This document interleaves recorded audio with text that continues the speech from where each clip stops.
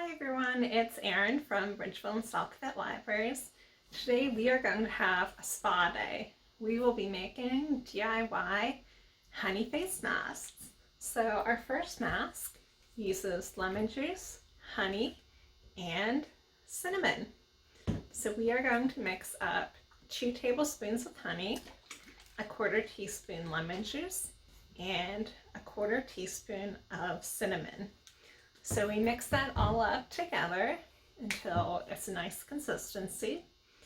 And then you want to grab yourself a towel to put around your shoulders like that.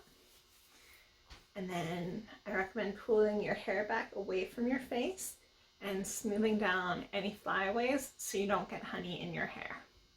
Now we use honey because it has a lot of really nice healing properties. It's a moisturizer, it's an antibacterial, and lemon juice is an astringent, and it also has some vitamin C in there. And cinnamon is an antioxidant.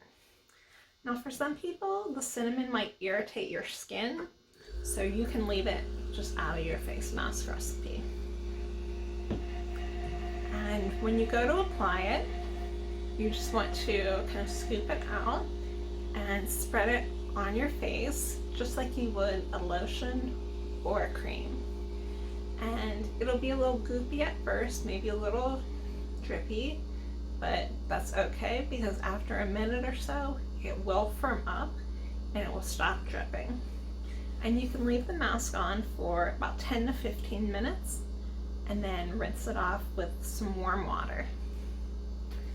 So the next mask that we are going to make takes honey and some oatmeal.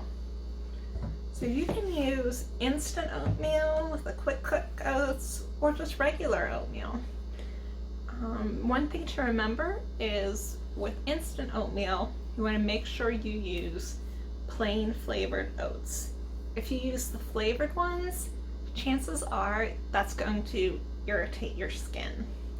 So you want to cook up 1 serving, and then when it's still hot, combine it with 2 tablespoons of honey and just mix that up really well and wait for your mixture to cool.